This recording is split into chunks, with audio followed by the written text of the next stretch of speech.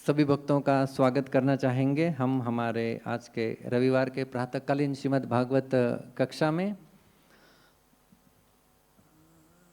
जिसमें हम लोग आज क्योंकि शाम को हमारा एक बड़ा कार्यक्रम भी होने वाला है तो प्रेजेंटेशन के लिए समय नहीं मिल रहा था। तो कुछ भक्त सोच रहे होंगे आज हम लोग ट्रेडिशनल रूप में भागवत कथा कर रहे हैं, लेकिन इस प्रकार से कहा जाता है कि प्रवक्ता को जितनी मेहनत करनी पड़ती है उतनी ही मेहनत श्रोता से भी होनी चाहिए। हमारी वैदिक उक्ति है कि कहा जाता है, ओम सहनाववतु सहनौ भुनक्तु सह वीर्यं करवावहै तेजस्विनावधीतमस्तु मा विद्विषावहै। सह वीर्यं करवावहै, सह सह सह शब्द 3 जगह मिलता है। सह मतलब साथ में मिलके, सह वीर्यम, वीर्य यानी प्रयत्न करना, इफर्ट्स डालना। तो सह वीर्यम मतलब प्रवक्ता भी प्रयत्न करेगा और श्रोता भी प्रयत्न करेगा। सह वीर्यम करवावहै तेजस्विनावधीतमस्तु, और हमारा अध्ययन जो है वो तेजस्वी बने, ऐसी प्रार्थना की जाती है। तो ये शिक्षक और विद्यार्थी दोनों एकत्रित मिल के मेहनत करें। ऐसा नहीं कि केवल शिक्षक ही मेहनत करते रहें, तो दोनों को एक साथ मेहनत करती है विषयों को समझने के लिए। तो ये आज हमारा विषय है श्रीमद् भागवतम का दूसरा स्कंद, बहुत ही महत्वपूर्ण है। पादव्यदीयौ प्रथम द्वितीयौ, पहले 2 स्कंद भगवान के चरण के साथ तुलना की गई है पद्म पुराण में। तो मानो जब हम भागवतम के पहले और दूसरे स्कंद से कुछ सुन रहे हैं तो हम भगवान के चरणों का आश्रय ही कहीं पर ले रहे हैं। तो आज हम राधा मदन गोपाल जी के चरणों के आश्रय में बैठकर भागवत रूपी भगवान के चरणों का आश्रय लेने का प्रयास करेंगे। तो हमने श्लोक चयन किया हुआ है, बहुत ही महत्वपूर्ण श्लोक है श्रीमद् भागवतम के दूसरे स्कंद के 10वें अध्याय के ये पहले 2 श्लोक। मैं गणित के 1-2 सूत्र बोलता हूँ, किसी ने कभी याद किए होंगे तो हाथ ऊपर कर देना। a plus B bracket square equal to A square plus 2ab plus B square. कितने लोगों ने याद किया है इसे कभी? अच्छा, काफ़ी लोगों ने याद किया है। और क्योंकि मेरा शिक्षण मराठी माध्यम से हुआ है तो हम लोग टेबल याद करते थे। 3 1 3, 3 2 6, 3 3 9, 3 4 12, 3 5 15, 3 6 18, 3 7 21, 3 9 27, 3 10 30। कितने लोगों ने याद किया हुआ है? हाथ ऊपर कीजिए। अभी तो ज़्यादा हाथ ऊपर आने चाहिए। अभी याद नहीं होगा तो भी चलेगा, मैं पूछने वाला नहीं हूँ। तो क्यों याद किया था आप लोगों ने ये सब? अच्छा, याद करने का क्या फ़ायदा हुआ था आपको? इजी टू कैलकुलेट, टेबल याद करते हैं, मैथ्स ऐसे सॉल्व कर सकते हैं। सूत्र यदि याद नहीं है तो a plus B bracket square पहले सूत्र देखना होगा, फिर कहीं पर जाके अच्छा इसकी वैल्यू यहाँ पर डालनी है। तो यदि सूत्र याद नहीं है तो गणित को सुलझाना, सॉल्व करना कठिन हो जाता है, बरोबर है? तो गणित को सॉल्व करना, आसान करना है तो सूत्र याद करने होते हैं। मैं जब स्कूल में जाता था तो ऐसा जो बोर्ड होता था उसके ऊपर सुविचार लिखते थे लोग, हर रोज एक सुविचार, ऐसी प्रथा होती थी। एक सुविचार लिखा रहता था, गणिताच्या जंगलातून जाताना हाती सूत्रांची बंदूक असू द्यावी। तो गणित के जंगल से यदि जा रहे हैं तो हाथ में सूत्र की बंदूक होनी चाहिए, क्योंकि कैसा गणित कहाँ से आ जाएगा प्राणी के रूप में, तो एक सूत्र से आप उसका भेदन करके उसका सॉल्यूशन निकाल सकते हैं। तो जिस प्रकार से हमारे गणित को सॉल्व करना आसान हो जाए इसलिए हम लोग सूत्र याद करते हैं, उसी प्रकार से कहीं ना कहीं पर भागवतम के अध्ययन को यदि हमें सुकर बनाना है तो श्लोक याद करना चाहिए। केवल ताली बजाने से काम नहीं होगा, श्लोक याद करना चाहिए। और ऐसे कुछ श्लोक होते हैं जो याद तो होने ही चाहिए, क्योंकि उनके बिना आपका अध्ययन अधूरा रह जाएगा। ऐसा क्या प्रभु जी, आप श्लोक याद करते हैं, हमें भी श्लोक याद करने के लिए लगाएंगे, हमारा तो याद नहीं रहता। लेकिन आप सब लोगों ने हाथों पर किया था, टेबल याद किए हैं, अभी भी याद है, इतने याद किए हुए हैं, है कि नहीं? जहाँ कहाँ जाइए वहाँ पर याद करने के लिए बोला जाता है। कहीं संस्कृत सीखने जाइए, याद करने के लिए बोला जाएगा। इंजीनियरिंग कॉलेज के कई सारे छात्र प्रोफेसर यहाँ पर बैठे, याद करना होता है कि नहीं?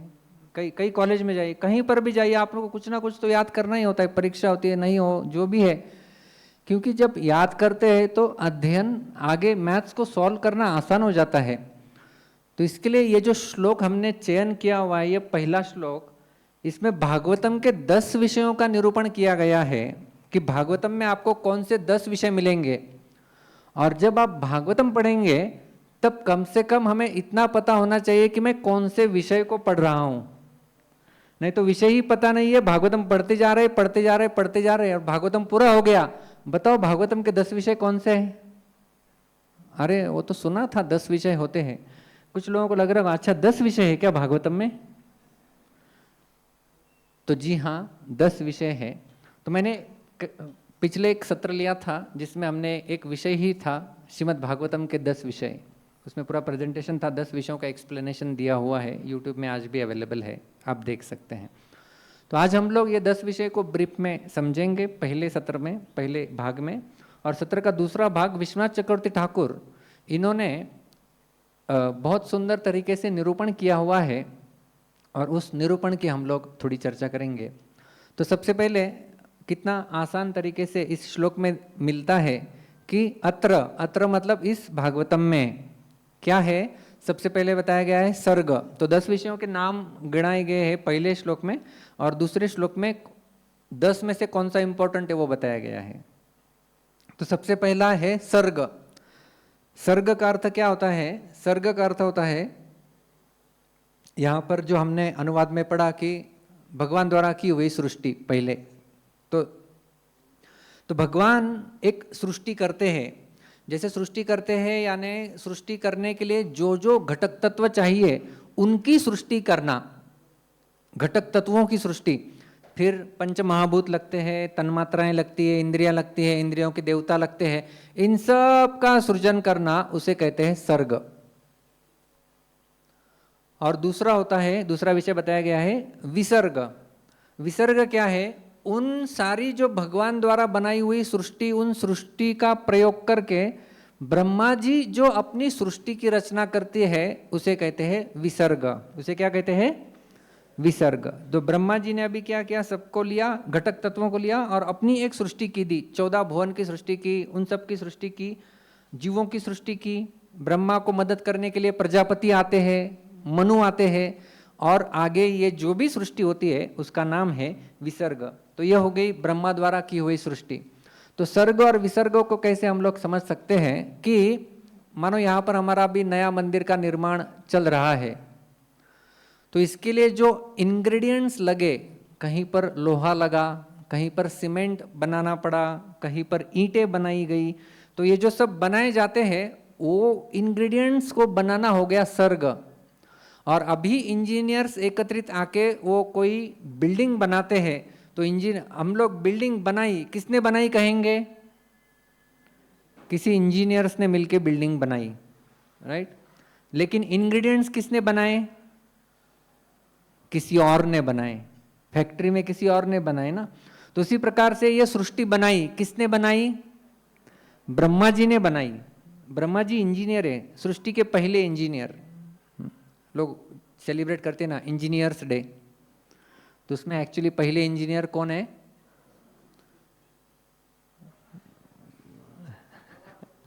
ब्रह्मा जी।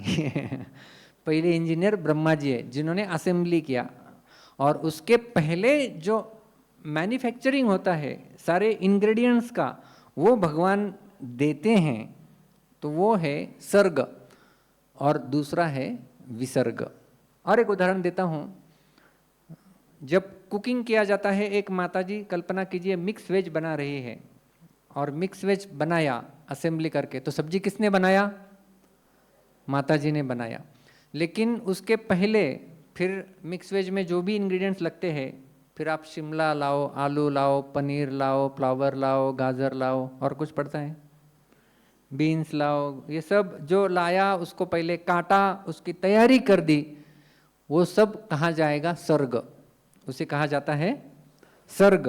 और जब कढ़ाई के अंदर रख के जब उसे कुछ समय के लिए, कुछ समय लगेगा ना पकाने के लिए, तो जब समय लगेगा, जब पकाया जाएगा, उसे कहते हैं विसर्ग। तो सर्ग और विसर्ग 2 विषय स्पष्ट हो गए। तो भगवान की सृष्टि इंग्रेडिएंट्स की वो है सर्ग। उसके बाद ब्रह्मा जी और उनके द्वारा आगे जो सब सृष्टि की रचना होती है, फिर इसमें मनुष्यों की रचना मनु के द्वारा और आगे चल के सप्तर्षि और प्रजापति, ये सब जो सृष्टि करते हैं उसे विसर्ग कहते हैं। तो ये हो गया विसर्ग। अत्र सर्गो विसर्गश्च। तीसरा विषय आता है स्थानम। स्थान का अर्थ होता है कि अभी ये जो 10वां अध्याय है, इस स्कंद का आखिरी अध्याय है बाय द वे, इसमें हर एक का डेफिनेशन दिया है। सर्ग का डेफिनेशन, विसर्ग का डेफिनेशन, आपको समय मिले तो आप कभी पढ़ लेना। तो ये सबके डेफिनेशंस दिए हुए हैं, हर एक को डिफाइन किया गया है और फिर आगे चल के उनको एक्सप्लेन किया गया है। क्योंकि इस अध्याय का शीर्षक ही ये यहाँ पर दिया है कि भागवत के सभी प्रश्नों का ये उत्तर है। क्योंकि 8वें अध्याय में राजा परीक्षित ने बहुत सारे प्रश्न पूछ लिए थे। उन प्रश्नों के उत्तर के लिए सर्वप्रथम उन्होंने ब्रह्मा जी और भगवान इनके बीच में जो संवाद हुआ वो कोट किया। 9वें अध्याय में उसका वर्णन आता है, चतुश्लोकी भागवत उसी में आ जाता है। और ये 10वें अध्याय में अभी भागवतम बता रहे हैं सभी प्रश्नों का उत्तर के रूप में। तो 10 विषय सबसे पहले भागवतम में गिनाए गए हैं। तो स्थानम का अर्थ होता है कि जो जीवात्माएं हैं वो जीवात्माएं कहाँ कहाँ पर किस स्थिति में रहते हैं, उनका वर्णन उसे कहते हैं स्थान। स्थान समझते हैं, आपका निवास स्थान कौन सा है, उस प्रकार से स्थान यानी किसका निवास स्थान क्या है। तो कोई स्वर्ग में रहता है, कोई भूलोक में रहता है, कोई बोलेगा मेरा एड्रेस है नरक लोक, तो वो नरक लोक में रहता होगा। तो कहीं ना कहीं पर किसी ना किसी का कुछ एड्रेस होता है। और हम लोग जैसे आपने कभी वैदिक पूजा पठन किया होगा तो उसमें संकल्प लेते हैं। संकल्प लेते समय हम 2 चीज़ें बताते, एक हम लोग समय में कहाँ पर है और जगह में कहाँ पर है, ऐसा संकल्प लिया जाता है। तो जगह में कहाँ पर है, जम्बूद्वीपे, भारतवर्षे, भारतखंडे, नासिक ग्रामे, नंदिनी नद्याम तट्टे, तटी के ऊपर, राधा मदन गोपाल मंदिरे, भागवतम शृणोमि। तो ऐसा हम लोग संकल्प लेते हैं। तो यहाँ पर हम लोग बैठे हैं पूरे कहाँ कहाँ से लेकर के इस प्रकार से। तो ये स्थान का वर्णन किया जाता है। तो स्थान मतलब कोई रहेगा, कोई पाताल में रहेगा तो पाताल का संकल्प लेगा, कोई स्वर्गलोक में रहता है देवता इत्यादि, और उसके भी ऊपर जनलोक, तपलोक, महरलोक, सत्यलोक, तो इत्यादि लोगों का वर्णन आता है। ये सब स्थान है। तो इन स्थानों का वर्णन जो है वो भागवत में किया गया है। वैसे देखा जाए तो ये 10 विषय जो है भागवतम में सब जगह पर फैले हुए हैं, लेकिन प्रमुख रूप से कुछ स्कंदों के लिए कुछ विषय वहाँ पर जो है वो विशेष रूप से बताए जाते हैं, ऐसा कहा जाता है। जीव गोस्वामी पाद कहते हैं कि वास्तव में ये कहना गलत है कि एक स्कंद के लिए एक विषय असाइन किया हुआ है, लेकिन विश्वनाथ चक्रवर्ती पाद बताते हैं कि प्रमुख रूप से हम देख सकते हैं कि एक विषय का निरूपण किसी एक स्कंद में अधिक मात्रा में किया गया है। तो यदि आपको सर्ग और विसर्ग देखना है तो श्रीमद् भागवत के 2 और 3 स्कंद में सर्ग और विसर्ग की विस्तार से चर्चा की गई है। और चौथा भी स्कंद, 2, 3, 4 स्कंद ये है सर्ग और विसर्ग। फिर स्थानम की चर्चा भागवतम के 5वें स्कंद में की जाती है कि भागवतम के 5वें स्कंद में यदि आप खोलेंगे तो आखिर के 5 अध्याय वहाँ पर केवल भूमंडल और उन सब का जो है वो वर्णन किया हुआ है। 5 नहीं, भरपूर सारे, 16 से लेकर के 28वें अध्याय 5वें स्कंद के, यहाँ पर जो है वो पूरा भूमंडल का वर्णन, ग्रह नक्षत्रों ताराओं का वर्णन विस्तार से किया गया है। कौन कहाँ रहता है वो है स्थानम। तो ये हो गया स्थान। उसके पश्चात आता है पोषणम। पोषणम यानी भगवान किस प्रकार से जीव की रक्षा करते हैं उसे कहते हैं पोषणम। और भागवत के 6ठे स्कंद में विशेष रूप से पोषणम हमें मिलता है कि किस प्रकार से अजामिल मरणासन्न अवस्था में उसने भगवान का नाम लिया नारायण और उसकी मुक्ति हो गई।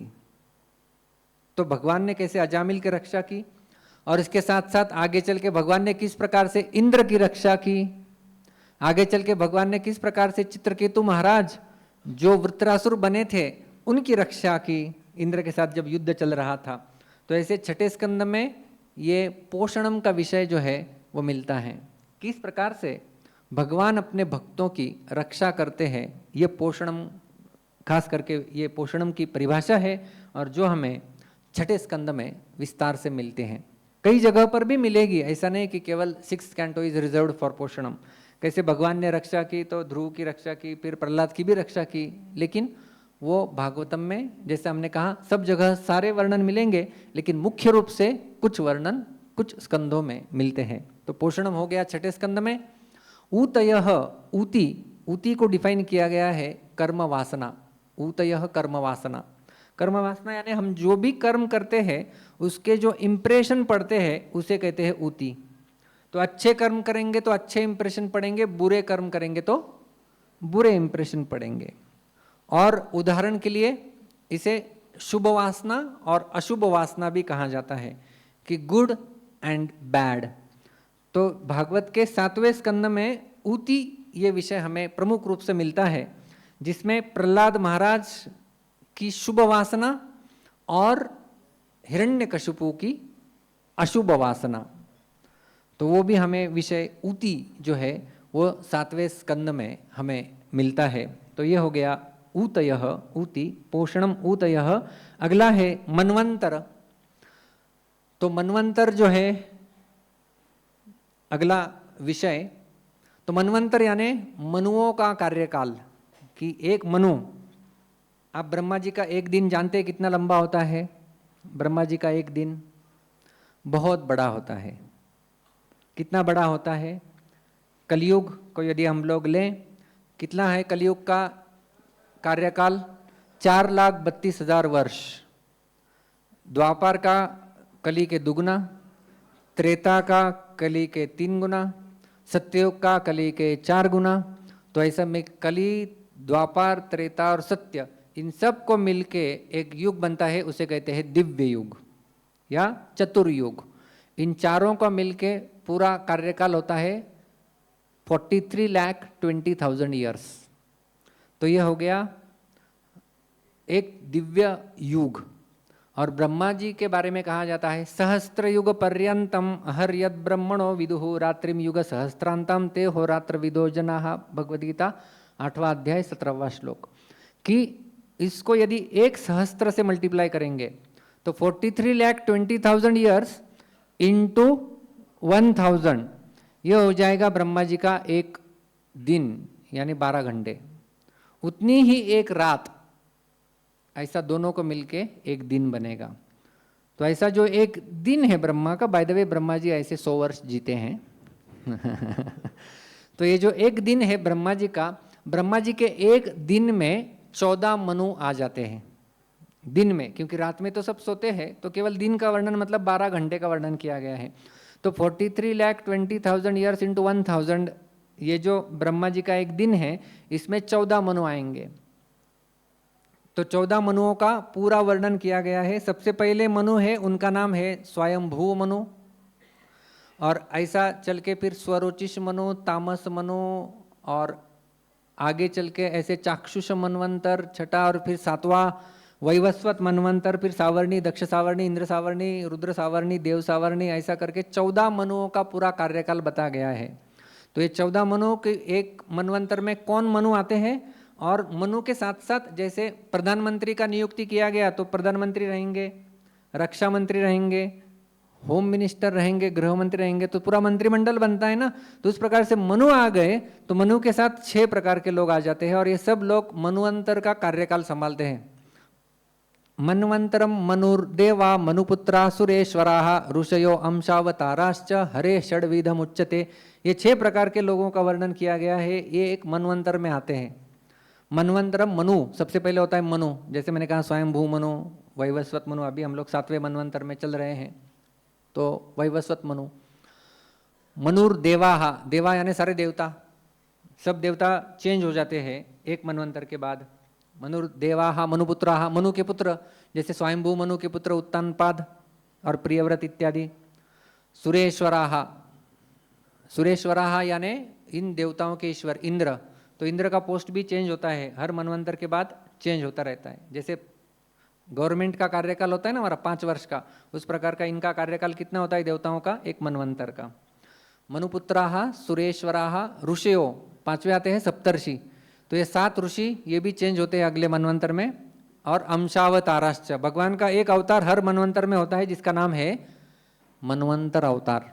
भगवान के अलग अलग 6 प्रकार के अवतार होते हैं, उसमें एक अवतार है जो मनवंतर में लेते हैं भगवान, उसे कहते हैं मनवंतर अवतार। तो ये श्रीमद् भागवत के 8वें स्कंद का विषय है मनवंतर। तो 8वें स्कंद में सारे प्रकार के मनवंतरों की चर्चा की गई है। वास्तव में संपूर्ण श्रीमद् भागवत जो है, वैसे यदि आप बर्ड्स आई व्यू से देखेंगे तो आपको पता चलेगा केवल और केवल ब्रह्मा जी का एक दिन एक्सप्लेन किया है। हम भागवत प्रवाह कोर्स कर रहे थे, एक भक्त ने मुझे प्रश्न पूछ लिया, प्रभु जी ये ब्रह्मा जी का एक दिन हो गया और ऐसा दिन, तो वही चीज़ें रिपीट होती है क्या? वही चीज़ें रिपीट होगी? मैंने कहा तुम्हारा दिन कैसे चलता है? सुबह उठते हैं, खाते हैं, जॉब जाते हैं, आते हैं, खाते हैं, सोते हैं, next day repeat, next day repeat. तो आपका भी दिन रिपीट ही तो होता है, आपका कौन सा नया होता है? हर एक का दिन रिपीट होता है, मान्य करते हैं। जैसे घड़ी है वो रिपीट चल रही है, 12 बज रहे हैं, अभी 9 बज रहे हैं, फिर वापस वही वही चलेगा, तो उस प्रकार से वही चलेगा, इसमें कौन सी नई बात है? तो सृष्टि रेखीय है, उसको रेखीय नहीं है, ये चक्रीय है, चक्रीय है, चक्रीय है, सर्कुलर, ये ऐसा एक रेस में चलने वाला नहीं है कि हाँ, तो वही चीज रिपीट होगी। तो हम भी सोते हैं, उठते वही काम करते हैं, रोज सुबह उठ के दांत घसते हैं, हर संडे को भागवत सुनते हैं, कुछ लोग रोज भी सुनते होंगे, पढ़ते होंगे। हम लोग रोज जॉब जाते हैं, जॉब में भी वही करते हैं, ऑलमोस्ट वही चीजें होती है रोज की, है कि नहीं?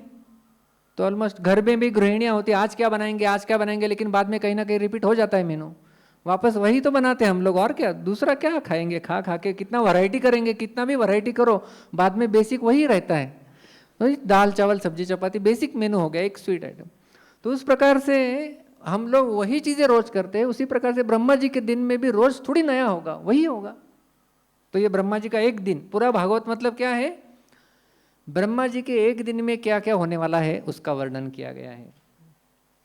तो यदि देखें कि पहला स्कंद तो इंट्रोडक्शन है, किस प्रकार से परीक्षित ने सब छोड़ दिया और बैठ गए गंगा के तट पे, वो भागवतम पहले स्कंद का एंड होता है, सुखदेव गोस्वामी उत्तर रहना प्रारंभ कर देते हैं, तो वहाँ पर दूसरा स्कंद प्रारंभ हो जाता है, तो वो दूसरा स्कंद वहाँ पर चला, फिर विदुर मैत्रेय संवाद आता है, तो और तीसरा और चौथा स्कंद होता है जिसमें केवल सर्ग और विसर्ग की चर्चा की गई है।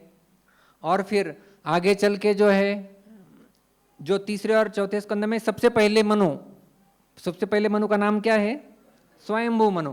स्वयंभू मनु की 5 संतानें थी, 2 लड़के थे, प्रियव्रत, उत्तानपाद, 3 लड़कियां हैं, आकुति, देवहूति, प्रसूति। तो इनकी वंशावलियों का वर्णन करते हुए तीसरा, चौथा, 5वां स्कंद समाप्त हो जाता है। तो पहला मनवंतर का वर्णन हो गया, पहले 5 स्कंद हो गए। और फिर 5वें स्कंद में नरकीय लोगों का वर्णन किया गया। परीक्षित ने प्रश्न पूछ लिया, नरक से जाने से कैसे बचे? इसके लिए छठा स्कंद प्रारंभ होता है अजामिल की कथा से, और वैसे छठा स्कंद चला और आगे चल के फिर दक्ष की सृष्टि, वापस आगे चल के उत्तानपाद प्रियव्रत के वंश में आगे चल के उसका वर्णन किया गया। छठा स्कंद समाप्त हो जाता है। और फिर किस प्रकार से छठे स्कंद के अंत में भगवान ने किस प्रकार से जो है वो दीति के पुत्रों को मारा, तो भगवान पार्शलिटी करते हैं, ऐसा परीक्षित ने प्रश्न पूछ लिया। 7वां स्कंद प्रारंभ हो जाता है और उत्तर दिया कि नहीं, पार्शलिटी नहीं करते, भगवान तो असुरों को भी मारते, उनका उद्धार हो जाता है। तो हिरण्याक्ष की कथा सुन लिए थे, हिरण्यकशिपु की बात की थी, तो 7वें स्कंद में हिरण्यकशिपु और प्रहलाद की कथा सुना दी, तो मनवंतर वही चल रहा है। 8वें स्कंद में बाकी सब मनवंतरों के बारे में सुनने का प्रश्न पूछ लिया परीक्षित ने, और फिर सारे मनवंतरों का वर्णन करना शुरू कर दिया। फिर बीच में मनवंतर के अंदर हर एक मनवंतर अवतार होते हैं, तो बता दिया कि चौथे मनवंतर में भगवान हरि आए थे, उन्होंने गजेंद्र की रक्षा की। परीक्षित ने प्रश्न पूछ लिया, मुझे उनके बारे में डिटेल सुनना है, तो गजेंद्र मोक्ष की कथा सुना दिया, इससे गजेंद्र मोक्ष हो गया।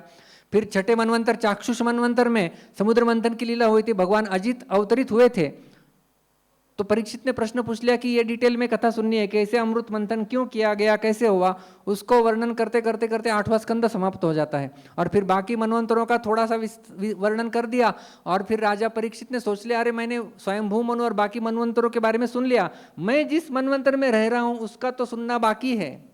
कौन सा मनवंतर में रह रहे हैं?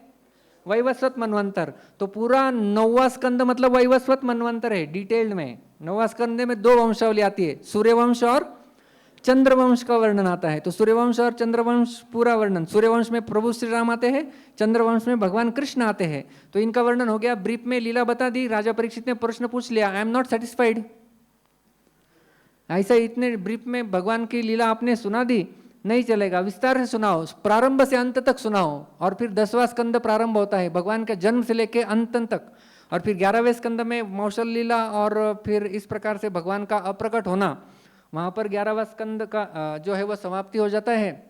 और फिर आगे चल के फिर 12वां स्कंद में पहले स्कंद का लूप क्लोज किया जाता है कि परीक्षित जब भी गए थे, अभी परीक्षित ने देह त्याग कर दिया, भागवतम समाप्त हो गया। तो इस प्रकार से क्या मिला हमें? स्वयंभू मनु से लेकर के सारे मनवंतरों का वर्णन, यानी 14 मनवंतरों का वर्णन, यानी ब्रह्मा जी का एक दिन। तो एक दृष्टिकोण से देखें तो भागवतम क्या है? ब्रह्मा जी के एक दिन का विस्तार से वर्णन है। कितनी बार पूरा भागवतम पढ़ लिया था, लेकिन ये समझ में नहीं आया था कि अरे ये तो ब्रह्मा जी के एक दिन का वर्णन है। तो ये समझ में आने के लिए थोड़ा सा समय लगता है। तो मनवंतर ये अगला विषय है। फिर आगे चल के ईश अनुकथा, ये एक विषय आता है, ईशानुकथा। ईशानुकथा मतलब समझ में आता है, ईश यानी ईश्वर, अनुकथा यानी उनकी कथाएं, भगवान की कथाएं, और उसके साथ साथ भगवान के भक्तों की कथाएं। भागवतम के 9वें स्कंद में भरपूर सारी कथाएं आती है। आपको जो चाहिए वो कथा, आपको रोमांस की कथा चाहिए, आपको थ्रिल चाहिए, आपको वायलेंस चाहिए, आपको साइलेंस चाहिए, आपको सस्पेंस चाहिए, सब कथाएं आपको 9वें स्कंद में मिल जाएगी। हाँ, केवल खोल लीजिए और आप अच्छे से पढ़ लीजिए। संडे का दिन है, कोई मूवी देखने का विचार आ गया तो 9वां स्कंद खोल लेने का, चलो आज मैं सस्पेंस मूवी देखने की इच्छा है, चलो फिर आज हम लोग शर्मिष्ठा और देवयानी के आगे क्या होता है उसकी कथा सुनते हैं। किसी को और कुछ सुनने की इच्छा है कि थ्रिल चाहिए कि लड़का लड़की बन गया, चलो सुद्युम्न की कथा सुनते हैं। कुछ क्या नहीं है श्रीमद् भागवत में, सब कुछ है। तो 9वां स्कंद ईशानु कथा, भक्त को भी कथा है, भगवान की भी कथा है। अगला विषय आता है निरोध। निरोध का अर्थ होता है प्रलय, मृत्यु। तो ये निरोध यानी प्रलय, मृत्यु। तो प्रलय के अलग अलग प्रकार जो है वो बताए जाते हैं। मुख्य रूप से भागवतम का ये 12वें स्कंद का विषय है। 12वें स्कंद में प्रलय के 4 प्रकार बताए गए हैं, नित्य प्रलय, नैमित्तिक प्रलय, प्राकृतिक प्रलय और आत्यंतिक प्रलय। तो ये 4 प्रलयों का वर्णन किया जाता है। नित्य प्रलय यानी हर रोज होने वाला प्रलय, हर रोज देखते हैं ये माला भी फ्रेश है, शाम को सूख जाएगी, हो गया प्रलय। कोई व्यक्ति है उसकी डेथ हो रही है, हो गया प्रलय। तो नित्य प्रलय मतलब हर रोज जीवन के क्षण क्षण में होने वाला प्रलय, उसे कहते हैं नित्य प्रलय। दूसरा है नैमित्तिक प्रलय। नैमित्तिक प्रलय मतलब ब्रह्मा जी का एक दिन हमने देखा इस प्रकार से, रात के समय जब ब्रह्मा जी सो जाते हैं तो थोड़ा सा और प्रलय हो जाता है, आंशिक प्रलय, वो है नैमित्तिक प्रलय। तीसरा है प्राकृतिक प्रलय, यही ब्रह्मा जी अभी इनके 100 वर्ष पूर्ण हो जाएंगे तब जो प्रलय होगा उसे कहते हैं प्राकृतिक प्रलय। और चौथा होता है आत्यंतिक प्रलय। आत्यंतिक प्रलय यानी अभी आत्यंतिक प्रलय, प्राइवेट प्रलय। ये जो 3 प्रलय हमने देखे, नित्य प्रलय, नैमित्तिक प्रलय, प्राकृतिक प्रलय, ये सार्वजनिक प्रलय सब लोगों के एक साथ होते हैं। लेकिन आत्यंतिक प्रलय जो आखिरी है वो प्राइवेट प्रलय है। मतलब एक व्यक्ति सब कुछ इस चक्कर के, जन्म मृत्यु के चक्कर से छूट के भगवान के धाम चला गया, उसे कहते हैं आत्यंतिक प्रलय। वो व्यक्तिगत है, उस व्यक्ति के लिए हो गया जो अभी भगवान के धाम में गया हुआ है, तो वो है आत्यंतिक प्रलय। तो निरोध का यहाँ पर डेफिनेशन ही देते हुए कहते हैं, प्रभुपाद जी लिखते हैं कि ये यानी भगवान के धाम जाना। तो वास्तव में 4 प्रकार के प्रलयों का वर्णन भागवतम के ये 12वें स्कंद का विषय है। आगे है मुक्ति। मुक्ति ये 10वां नौवा विषय है मुक्ति। मुक्ति का अर्थ हम सब जानते हैं कि इस भौतिक संसार से मुक्ति प्राप्त कर लेना। मुक्ति भी 5 प्रकार की होती है, सालोक्य, सार्ष्टि, सामीप्य, सारूप्य और ऐकत्व। तो ये 5 प्रकार की मुक्ति जो भागवतम में अलग अलग जगह पर पाई जाती है, लेकिन मुख्य रूप से मुक्ति का वर्णन जो है भागवत के 11वें स्कंद में आता है। तो यदि किसी को मुक्ति के बारे में और अच्छे से जानना है और वास्तव में मुक्ति पाना है तो 11वां स्कंद पढ़ लेना चाहिए। तो 11वें स्कंद में इतना विस्तार से उद्धव गीता सेक्शन देखेंगे, वहाँ पर पूरा अलग अलग प्रश्न इस प्रकार से पूछे गए हैं और बहुत सुंदर तरीकों से उत्तर भी भगवान ने दिया हुआ है। पूरा सांख्य सेक्शन, योग सेक्शन, भक्ति सेक्शन, सबका मिश्रण आपको 11वें स्कंद में मिल जाएगा। 11वां स्कंद जो है वो कहीं ना कहीं पर मुक्ति के बारे में हमें बताता है। और सबसे लास्ट में आखिरी विषय आता है आश्रय। आश्रय का अर्थ होता है कि इन सब 9 वस्तुओं के आश्रय स्थान कौन है, तो उसका वर्णन जो है भागवतम के 10वें स्कंद में किया गया है। तो 10वां स्कंद ये है आश्रय जिसका विषय है। तो विस्तार से भगवान कृष्ण की विस्तार से कथा वर्णन वहाँ पर हमें प्राप्त होता है, वो है भागवतम का 10वां स्कंद। किस प्रकार से भगवान श्री कृष्ण सबके आश्रय है, और वो केवल सबके आश्रय नहीं, ये जो बाकी 9 चीज़ें हैं उनके भी वे आश्रय स्थान है, उनकी सर्वोच्च स्थिति जो है उसका वर्णन किया गया है। और खास करके ये श्लोक यदि आप अगला देखेंगे, दशमस्य विशुद्ध्यर्थम नवानाम इह लक्षणम। दशमस्य मतलब 10वां विषय, कौन सा है 10वां विषय? आश्रय। दशमस्य विशुद्ध्यर्थम, अच्छे रूप से इस 10वें विषय का निरूपण करने के लिए नवानाम इह लक्षणम, ये 9 लक्षणों का वर्णन किया गया है। और आगे कहते हैं वर्णयंती महात्मनः, कौन वर्णन करते हैं इनका? बड़े महात्मा ऋषि, महात्मागण वर्णन करते हैं। विश्वनाथ चक्रवर्ती इसका अनुवाद करते हुए कहते हैं कि विदुर, मैत्रेय जैसे ऋषि इसका अनुवाद करते हुए सब कुछ अच्छे से बताते हैं। और किस प्रकार से बताते हैं? इन 10 विषयों का निरूपण किया गया है। और खास करके भागवतम में श्रुतेन च अर्थेन 2 चीजें बताई गई है, श्रुतेन और अर्थेन। इसका अनुवाद करते हुए विश्वनाथ चक्रवर्ती पाद बताते हैं श्रुतेन यानी प्रार्थनाओं के माध्यम से, वैदिक प्रार्थनाएं। भागवतम कहीं पर भी खोलिए आपको प्रार्थनाएं मिलेगी। तो अलग अलग प्रार्थनाओं के माध्यम से 10 विषयों का कहीं ना कहीं निरूपण और खास करके 10वां आश्रय तत्व प्रस्तुत किया जाएगा। आपने पढ़ा है कहीं ना कहीं भागवतम पढ़ते प्रार्थना आ जाती है, हमें लगता है यार क्या अभी वापस प्रार्थना आ गई। किसकी प्रेयर्स? भागवतम खोलो, हर स्कंद में प्रार्थनाएं। तो प्रार्थनाएं मिलती रहती है, प्रार्थनाएं चलती रहती है। तो इन प्रार्थनाओं से वास्तव में भगवान के तत्व का निरूपण किया गया है, इसलिए ये प्रार्थना है। तो श्रुतेन, प्रार्थनाओं का उद्देश्य है कि आश्रय तत्वों को स्थापना करे। और आगे अर्थेन, अर्थेन का अर्थ होता है कथाओं के माध्यम से। तो कहीं कुछ चल रहा है और अचानक कथा आ जाती है, और कथा में किस प्रकार से आश्रय तत्व भगवान कृष्ण श्रेष्ठ है उसका निरूपण किया जाएगा। तो इस प्रकार से कहीं ना प्रार्थनाओं के माध्यम से, कहीं पर कथाओं के माध्यम से, यानी श्रुतेन च अर्थेन, उनके माध्यम से ये आश्रय तत्व का निरूपण किया जाएगा। तो भागवतम का मुख्य विषय क्या है? आश्रय। क्या है मुख्य विषय? आश्रय। और दशमस्य विशुद्ध्यर्थम नवानाम इह लक्षणम। तो अन्य कई सारे पुराण हैं, लोग पढ़ते हैं, लोग पूछते हैं प्रभु जी पद्म पुराण क्यों नहीं पढ़े, वो पुराण क्यों नहीं पढ़े, ये पुराण क्यों नहीं पढ़े? तो इन पुराणों में इन 10 में से केवल किसी में 2 लक्षण, किसी में 3 लक्षणों का वर्णन किया गया है। कोई महापुराण होता है तो उसके अंदर 5 विषय मिलते हैं, महापुराण 5 विषय मिलेंगे। लेकिन अकेला श्रीमद् भागवत है जिसमें 10 के 10 विषय पूर्ण रूप से वर्णन किए गए हैं। और खास करके ये आश्रय तत्व का जो है वो वर्णन अच्छे से किया गया है, इसलिए भागवत पुराण सबसे श्रेष्ठ पुराण जो है वो माना जाता है। तो ये भागवतम का जो है वो भागवतम सब पुराणों में श्रेष्ठ है और समस्त वेदों का सार भी है। सर्ववेदांत सारम ही श्री भागवतमिष्यते। सभी वेदों का सार श्रीमद् भागवत को कहा जाता है। यह है श्रीमद् भागवत। इसमें 10 विषयों का निरूपण अच्छे से किया गया है।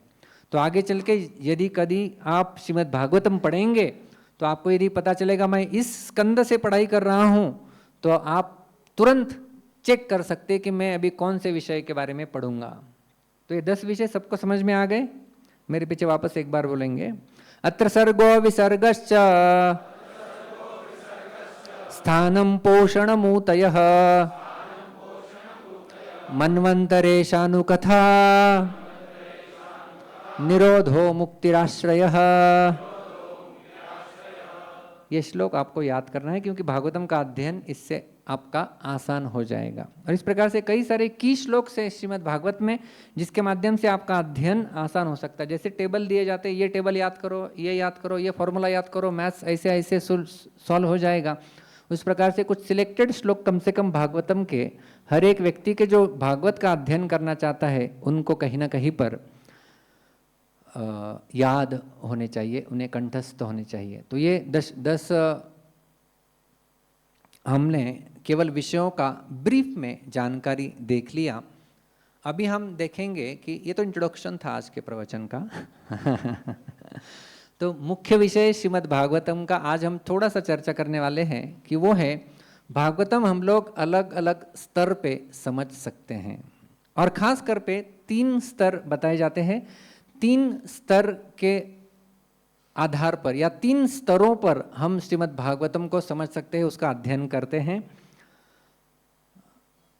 और ये जैसे आपने कभी देखा होगा कांदा, प्रभु जी कांदा बंद कर दिया है हमने, ओके, गोभी, पत्ता गोभी हम, मेरी एक फेवरेट सेवा थी जो कभी आजकल नहीं करने को मिलती है। हम लोग सब्जी कटिंग करते थे, तो सब्जी में गोभी रहता है, गोभी का एक बाहर का छिलका निकाल लेते आवरण, तो लगता है अरे अंदर भी ये थोड़ा खराब है, उसको और निकालो, अरे ये थोड़ा और है, इसको तो निकालते निकालते बाद में कुछ बचेगा ही नहीं, क्योंकि उसका नाम ही है पत्ता गोभी, वो पत्ते से बना हुआ है, हर कुछ उसके अंदर पत्ता ही है, बाकी कुछ नहीं है। तो एक लेयर निकलता है, दूसरा लेयर निकलता है, ऐसा लेयर के ऊपर लेयर निकलते हैं। उसी प्रकार से श्रीमद् भागवतम, आप में से किसी को लग रहा होगा कि मैंने कम से कम 5 बार पढ़ा हुआ है, तो मतलब कुछ लेयर खुले हुए, ऐसा नहीं कि आपको 100% पता चल गया उसके अंदर क्या है। तो कुछ भक्त हंस रहे, मतलब एक बार भी नहीं हुआ है 5 बार प्रभु जी कहाँ पहुंच गए। एक बार हो जाए, ये इतना बड़ा स्कंद है, ये तो दूसरा स्कंद है तो लेकिन जितनी बार अधिक अधिक पढ़ते हैं उतना अधिक मात्रा में भागवतम का हमारे साथ आदान प्रदान होता है। श्रीमान शिक्षाष्टकमपुर एक बार बहुत सुंदर उदाहरण दे रहे थे। वो कह रहे थे कि हम सब लोग दुकानदार के पास जाते हैं कुछ ना कुछ खरीदी करने के लिए, तो कहे कि यदि दुकानदार के पास आप वापस जाएंगे, बार बार जाएंगे, तो आप उनके फेवरेट कस्टमर बन जाएंगे। और यदि आप उनके फेवरेट कस्टमर बन गए दुकानदार के पास वापस जाने के बाद, तो फिर दुकानदार आपको कभी कुछ स्कीम आती है तो पहले आपको देगा, क्योंकि आप उनके फेवरेट कस्टमर बन गए हैं। तो मार्केट में ये नई स्कीम आई हुई है, ये आपके लिए, तो स्कीम दी जाएगी, कुछ विशेष डिस्काउंट दिया जाएगा आपको कि ये आपके लिए डिस्काउंट, क्योंकि आप फेवरेट कस्टमर है तो आपको उस प्रकार का डिस्काउंट दिया गया। और फिर यदि 4-5 लोग खड़े हैं, आप दुकानदार के पास चले जाते हैं, अरे रुको आप सब लोग 1 मिनट, हाँ प्रभु जी आपका क्या है, तो आपको प्रायोरिटी दिया जाएगा सबसे पहले, क्योंकि आप फेवरेट कस्टमर है, आप बार बार जाते हैं, तो आज आएंगे कल नहीं है, तो आपको प्रायोरिटी मिलेगी और आपको कुछ डिस्काउंट मिलेगा। और फिर सब लोगों को वस्तु देंगे, प्रभु जी रुकिए आपके लिए थोड़ा ये अच्छा क्वालिटी का माल आया हुआ है, वो आपको दिया जाएगा। तो आपको प्रायोरिटी मिलेगी, आपको अच्छा क्वालिटी का माल मिलेगा और आपको डिस्काउंट दिया जाएगा, क्योंकि आप फेवरेट कस्टमर बन गए उस दुकानदार के। उसी प्रकार से हम लोग रोज प्रतिरोज दिन प्रतिदिन जब हम श्रीमद् भागवतम को पढ़ेंगे, उसका अध्ययन करेंगे, तो हम भागवतम के फेवरेट कस्टमर बन जाएंगे। और फिर भागवतम हमें कुछ अंदर के अर्थ प्रस्तुत करेगा। अरे ये बेचारा हर संडे को आता है, खिचड़ी भी खाता है, थोड़ा थोड़ा मैं उसे और अधिक रस प्रदान कर दूं। अरे ये रोज भागवतम खोल के कम से कम एक श्लोक रोज पढ़ता है, इसे तो मैंने कुछ जरूर देना चाहिए। और कभी इस प्रकार का अर्थ प्रकाशित स्वयं श्रीमद् भागवतम कर देगा कि आपको भी लगेगा अरे ये मैंने क्या आज पढ़ लिया, ये भागवतम का रत्न आज मुझे यहाँ से मिल गया। तो इस प्रकार से जो है भागवतम भी उस दुकानदार की तरह है और हम लोग उस कस्टमर की तरह है।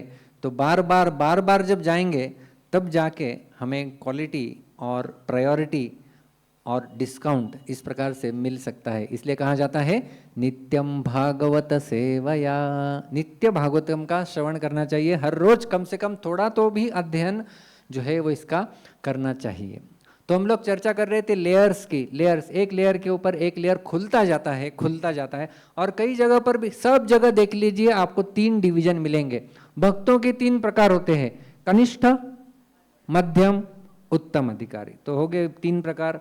समाज में आप देखेंगे किसके पास कितना पैसा है उसके आधार पे 3 division, lower class, middle class, upper class, हो गए 3 डिवीजन।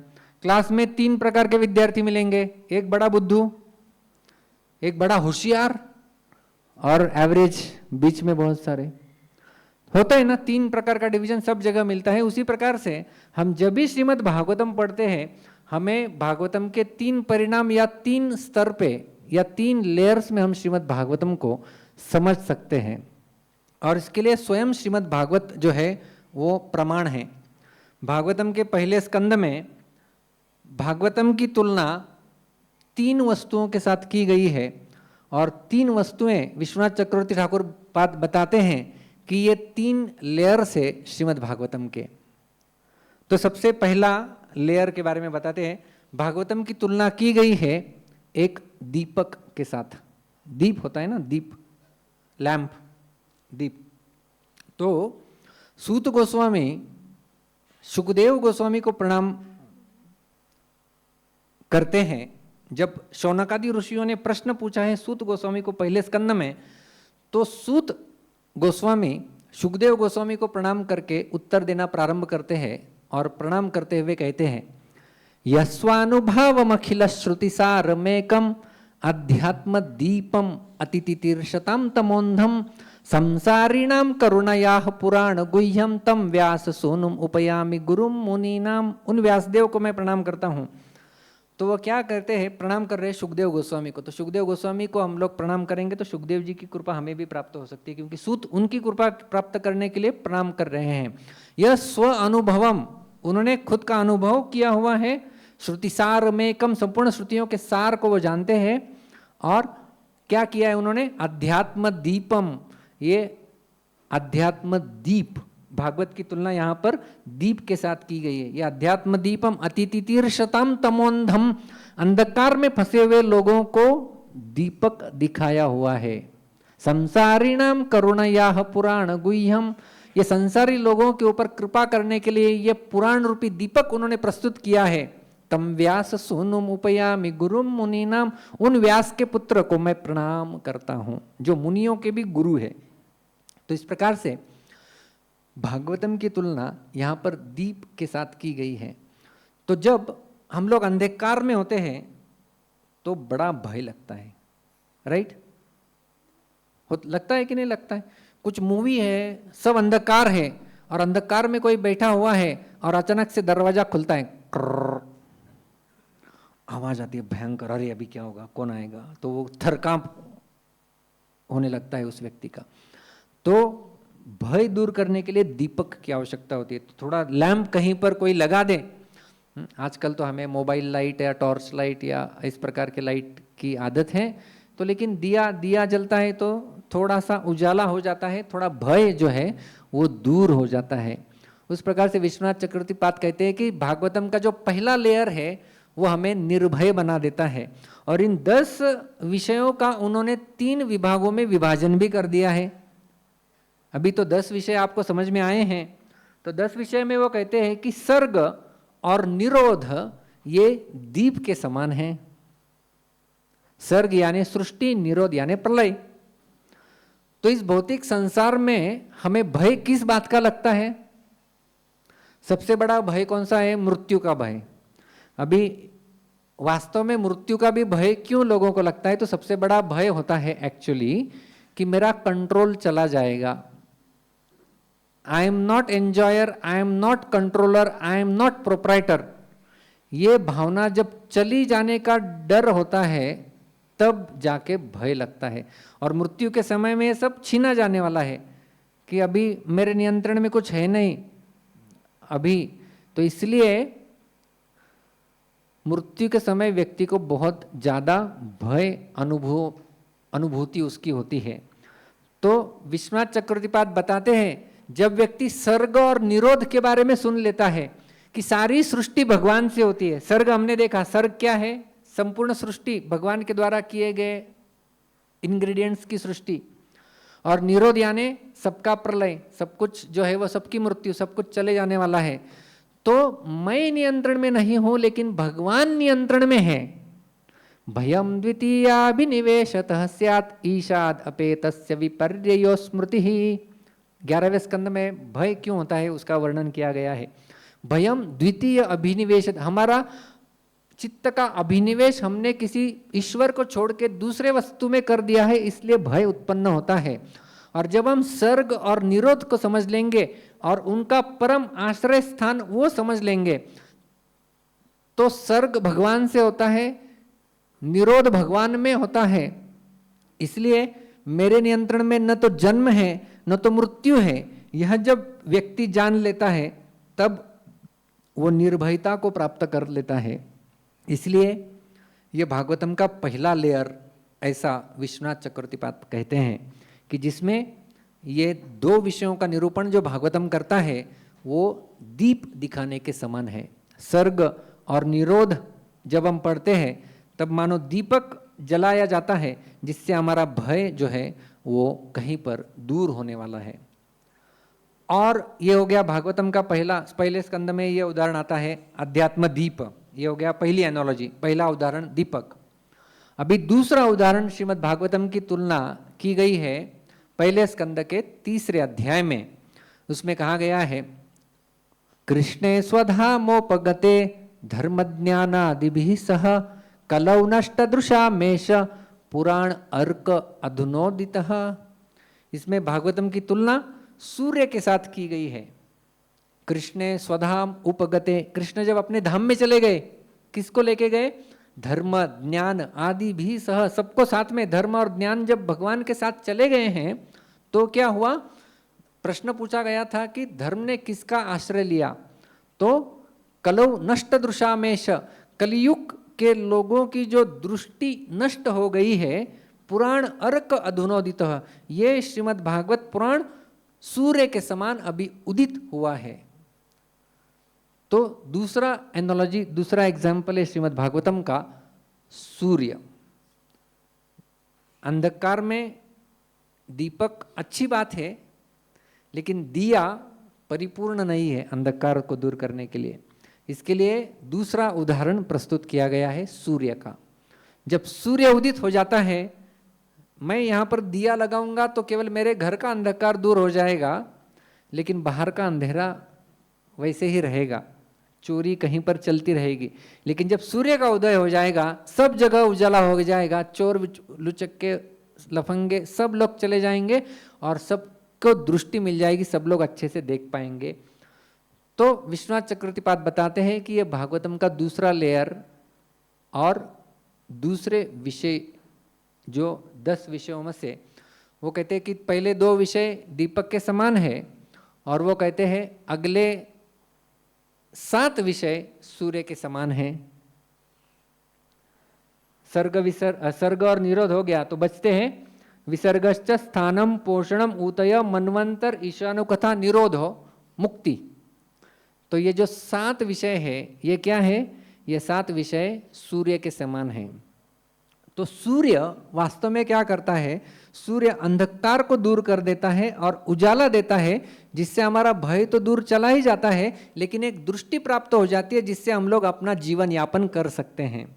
तो जीवन यापन करने के लिए एक तो दृष्टि भी चाहिए और दृष्टिकोण भी चाहिए। तो भागवत रूपी सूर्य हमें दृष्टि तो प्रदान करता ही है, लेकिन दृष्टिकोण भी प्रदान करता है, और वो दृष्टिकोण इस प्रकार का होता है कि we should not live our life just in the text but in the context. एक बहुत बड़ी संकल्पना है, टेक्स्ट वर्सेस कॉन्टेक्स्ट। टेक्स्ट क्या है? टेक्स्ट यानी बताया जाता है कि कुछ चीज बताई गई, टेक्स्ट है। उसका घर गंगा के ऊपर है, या ये व्यक्ति गंगा पे रहता है, तो गंगा पे रहता है, आप क्या बोलेंगे? गंगा पे रहता है मतलब गंगा तो बहती है, उसके ऊपर ये कैसे रहता है? गंगा पे रहता है। तो टेक्स्ट हम लोग नहीं समझेंगे एग्जैक्टली, टेक्स्ट के अलग अलग मीनिंग हो सकते हैं, लेकिन क्या समझना है हमें? कॉन्टेक्स्ट। गंगा पे रहता है मतलब गंगा के तट पे कहीं पर उसका घर है, ये हम समझ लेंगे अपने आप, बरोबर? तो कॉन्टेक्स्ट कई बार हम अपने आप समझ लेते हैं, लेकिन कई बार कॉन्टेक्स्ट समझता नहीं है, इसलिए आचार्यों की टीका चाहिए होती है। तो भागवतम क्या है? वास्तव में ये सूर्य हमें कॉन्टेक्स्ट बताता है, मतलब मेरा पिछला दिन भी था, मेरा अगला दिन भी होगा। इस प्रकार से जब हम कॉन्टेक्स्ट में जीते हैं तब उसे वास्तव में जीना कहते हैं। नहीं तो वो केवल जो है, लोग आजकल कहते ना कि केवल वर्तमान में जियो, हम भी कहते हैं ठीक है वर्तमान में जियो, अच्छी बात है, लेकिन केवल वर्तमान के लिए मत जियो। वर्तमान में जियो, be in present, okay yes, be in present, but not just live for the present. वर्तमान के लिए मत जियो, भूत भी क्या था और भविष्य भी क्या होने वाला है वो भी देखो। और वो हमें श्रीमद् भागवत बताता है कि किस प्रकार से ये विसर्ग बताता है कि हमारी सृष्टि कहाँ से हुई है, कैसे हमारा जन्म हुआ है, और मेरा जन्म क्यों हुआ है। कॉन्टेक्स्चुअल लिविंग का अर्थ होता है, कॉन्टेक्स्ट मतलब मेरे जीवन का कुछ कॉन्टेक्स्ट है, फिर कॉन्टेक्स्ट मतलब मेरे जीवन का कुछ उद्देश्य है, मैं क्यों यहाँ पर हूँ, सृष्टि की निर्मिति में मुझे क्यों निर्माण किया गया है, सृष्टि का प्रलय होने के बाद कहाँ पर चले जाते हैं, या फिर स्थान मुझे कौन सा स्थान कहाँ कहाँ पर जाके प्राप्त हो सकता है। तो आजकल लोग जो है वो केवल कॉन्टेक्स्ट भूल जाते हैं कि और केवल टेक्स्ट में या केवल वर्तमान के लिए ही वर्तमान में जीते हैं, लेकिन उतना जीने से व्यक्ति आनंदित नहीं हो सकता। और जैसे हम लोग देखते हैं कि जैसे 3 स्तरों की अलग अलग हम बात किए, उस प्रकार से भागवत में भी कहीं ना कहीं पर उस प्रकार से 3 अलग अलग स्तरों पे भागवतम की व्याख्या की जाती है। तो इस भौतिक जगत को यदि पुराण यदि कोई पढ़े, वेद पढ़े, तो कुछ पढ़ने के बाद क्या लग जाता है कि अरे इनको पढ़ के मैं और कैसे एंजॉय करूं, तो वो हो गया कर्म मार्ग। इसमें मुझे और क्या एंजॉयमेंट के लिए मिलेगा, उस प्रकार का ढूंढेगा, तो होगी कर्म दृष्टि। दूसरा बोलेगा अरे उस प्रकार से मैं एंजॉयमेंट करने का प्रयास किया लेकिन फ्रस्ट्रेट हो गया, चलो अभी सब कुछ छोड़ देते हैं, छोड़ दो घर द्वार चलो हरिद्वार, तो सब कुछ छोड़ के निकल पड़े, तो वो हो गई ज्ञान दृष्टि कि अरे अभी तो वैराग्य प्राप्त हो जाता है, तो न ठीक से भोग प्राप्त कर पाए, और वैराग्य भी किया लेकिन वैराग्य भी अच्छे से किया कि अच्छे से नहीं किया वो भी ठीक से समझना होगा।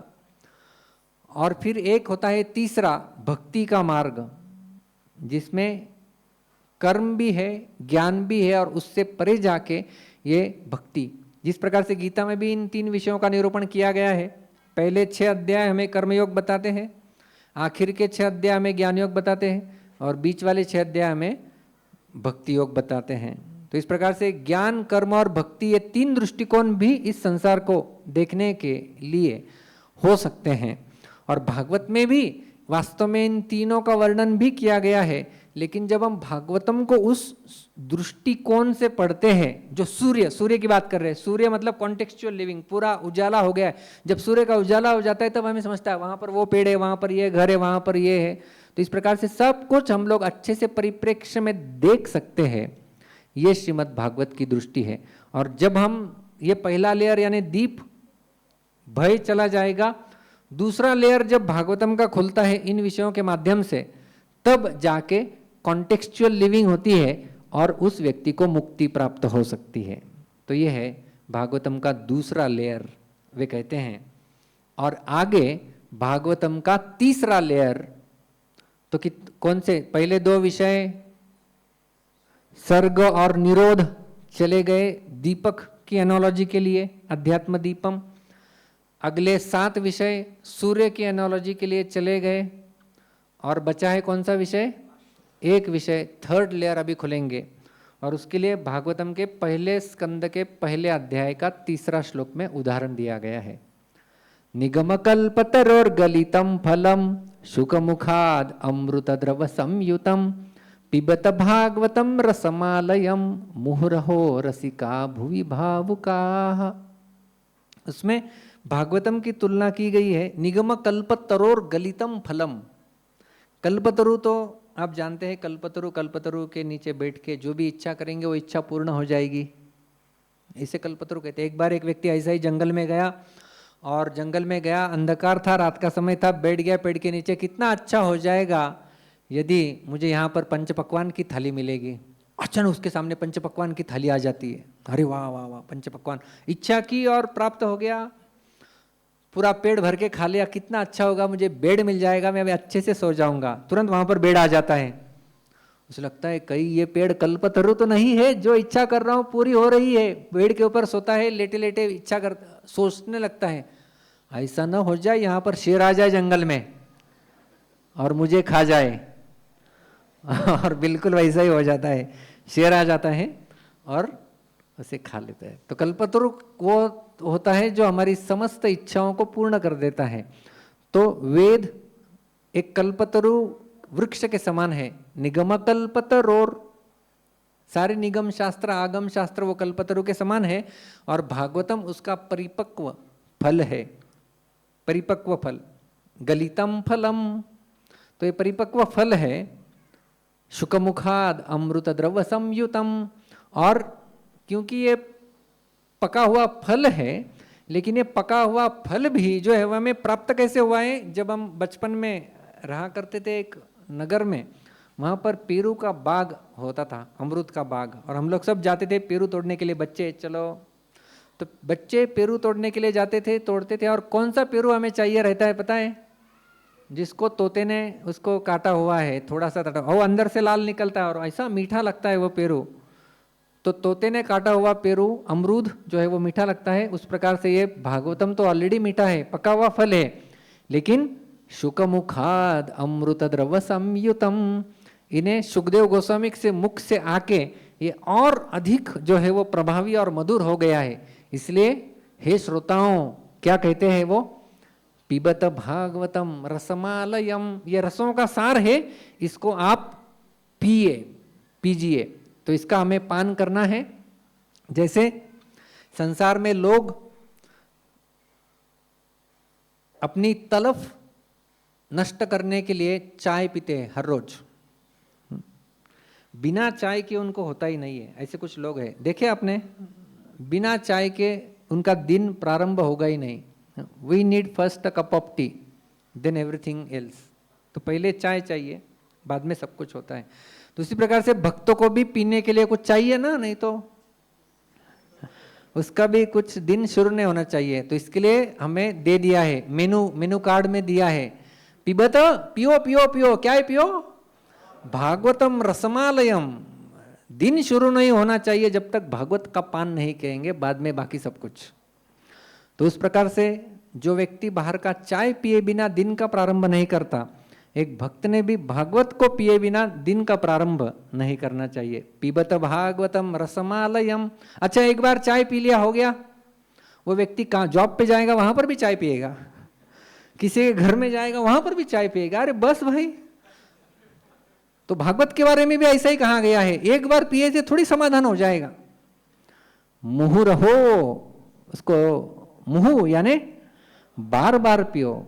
सुबह पी लिया, थोड़ा दोपहर को भी खोल लेंगे, एक श्लोक याद कर लेंगे, थोड़ा शाम को भी खोल लेंगे, कुछ प्रभुपाद का तात्पर्य पढ़ लेंगे। मुहुरहो रसिका भुवि भावुकाः, दो विशेषण बताए गए हैं, रसिकाः और भावुकाः। तो अभी तीसरा लेयर खुल रहा है। कौन सा विषय है लास्ट में बचा हुआ? आश्रय। तो ये आश्रय विषय 10वें विषय के लिए उदाहरण दिया गया है गलितम फलम, उस फल का, और जो इस फल का भी आस्वादन करता है वास्तव में इसके लिए तीसरा लेयर खुलता है, इसे कहते हैं भगवत प्रेम की प्राप्ति। तो पहला लेयर खुलेगा, दीप चलेगा तो भय से मुक्ति, यह परिणाम बताया गया है। दूसरा लेयर खुलेगा तो वहां पर मुक्ति की प्राप्ति, और उदाहरण है सूर्य। और तीसरा लेयर खुलेगा तो वहां पर उदाहरण है पका हुआ फल, और मिलेगा कृष्ण प्रेम की प्राप्ति। तो भावुकाः और रसिकाः कहा गया है। तो भावुक यानी वो साधारण टेक्सचुअल शब्द मत जाइए, भावुक, हाँ खूब भावुक है वो, ऐसा नहीं है। वो भावुका यानी जो भाव के स्तर पर है उसके बारे में कहा गया है। तो भावुकाः और रसिकाः यानी जो प्रेम के स्तर पर है उसे कहते हैं रसिक।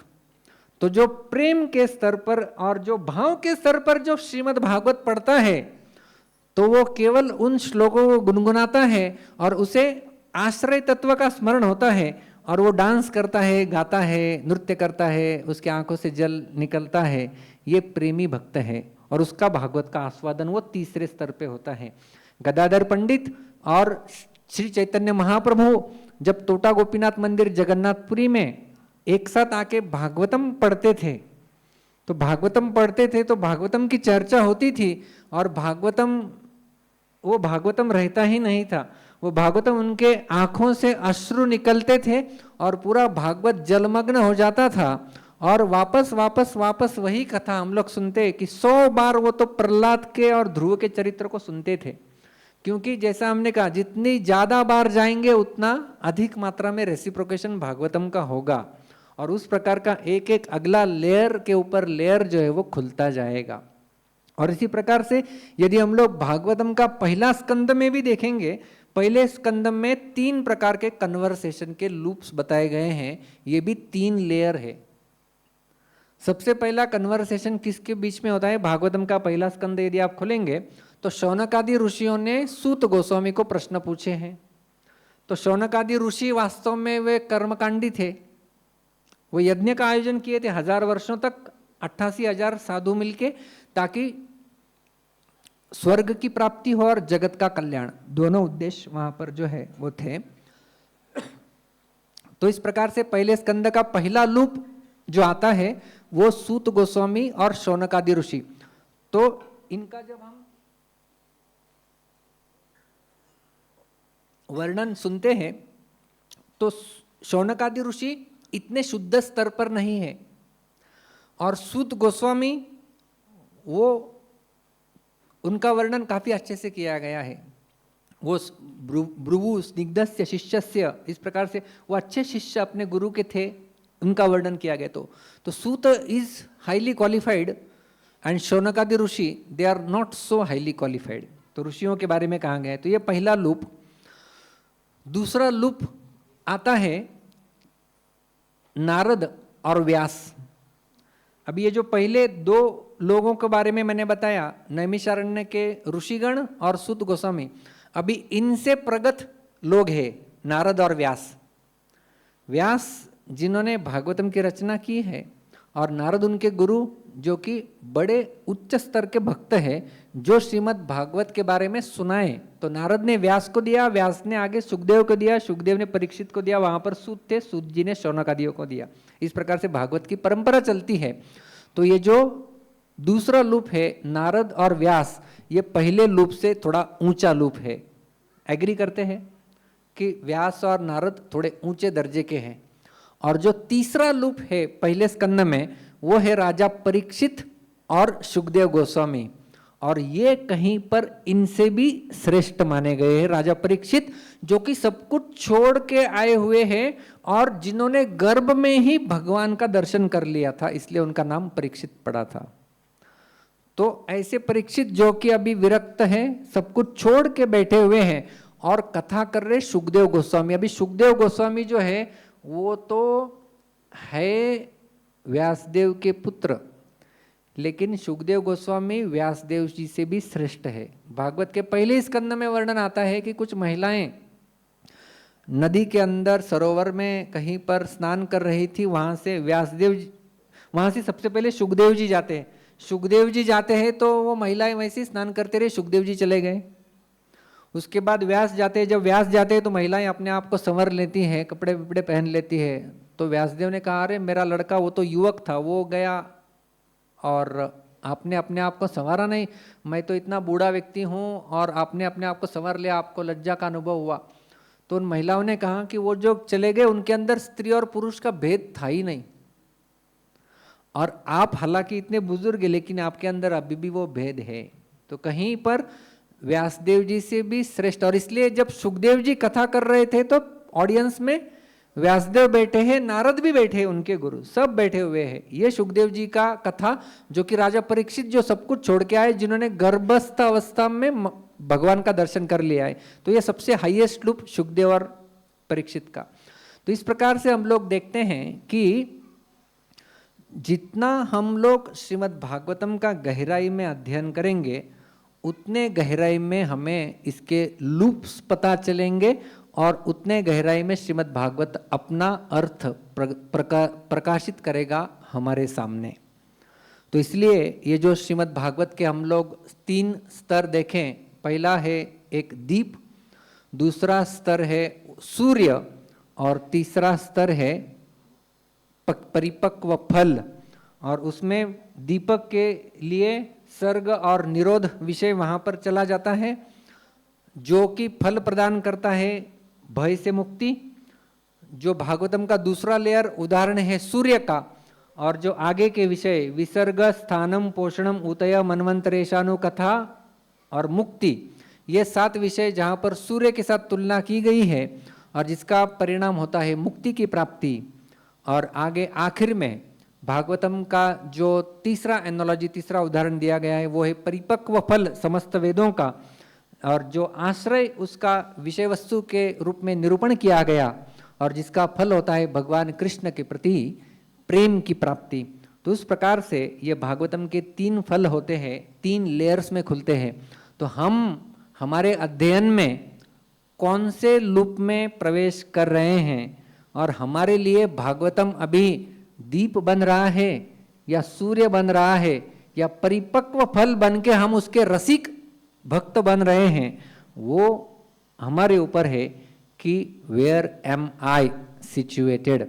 और ये जानना बहुत महत्वपूर्ण है, क्योंकि सरकार उस प्रकार से लोगों को फैसिलिटी देती है, जब आप जानते हैं कि मैं दरिद्र रेषेचा खाली, वो है तो उसको अलग फैसिलिटीज, मिडिल क्लास उसको अलग फैसिलिटीज, हाई क्लास उसको अलग फैसिलिटीज, या अलग प्रकार की ट्रीटमेंट उन्हें मिलेगी। तो उसी प्रकार से जब लोगों को पता होता है, उस प्रकार से उनका गवर्नमेंट के साथ, बाकी लोगों के साथ आदान प्रदान होता है, क्योंकि they know where they are. Class का छात्र होता है, उसे पता होता है कि मैं कौन से श्रेणी में हूँ। मध्यम क्लास में हूँ तो मुझे ऊपर जाना चाहिए, टॉप वाले होते हैं मुझे टॉप 3 में आना चाहिए, जो सबसे बुद्धू होता है वो कहता है कि मुझे ऊपर जाना चाहिए, कम से कम फेल नहीं हूँ। तो उन्हें भी पता होता है छात्रों की मैं कहाँ पर हूँ और मुझे कहाँ पर जाना है। उसी प्रकार से हम जब भागवत का अध्ययन करते हैं तो हमें भी श्रोता के रूप में पता होना चाहिए कि मैं कौन से लूप में हूँ, और भागवतम 3 में से कौन से लेयर में अभी मैं पढ़ रहा हूँ, और आगे मुझे कौन सा लेयर खुलना है, और उसके लिए मुझे और कितनी बार या बार बार, बार बार देखो, 1000 बार देखो, इस प्रकार, पता नहीं गाना याद आ रहा है। तो उस प्रकार से भागवतम को हमें कितनी बार पढ़ना होगा? बार बार, 1000 बार पढ़ना होगा, तब जाके भागवतम के गहराई के और अंदर के लूप खुलेंगे, और हमें एक दिन भागवतम स्वयं कृष्ण प्रेम आके प्रदान कर देगा। बहुत बहुत धन्यवाद। हरे कृष्णा।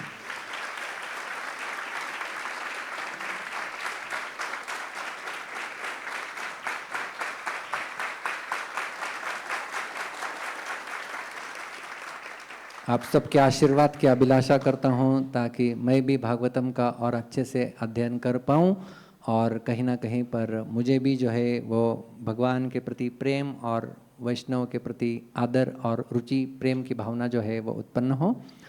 बहुत बहुत धन्यवाद। हरे कृष्णा। ग्रंथराज श्रीमद् भागवतम की जय, श्रील प्रभुपाद की जय, समवेत गौर भक्त वृंद की जय, निताय गौर प्रेमानंदे। हरि हरि बोल।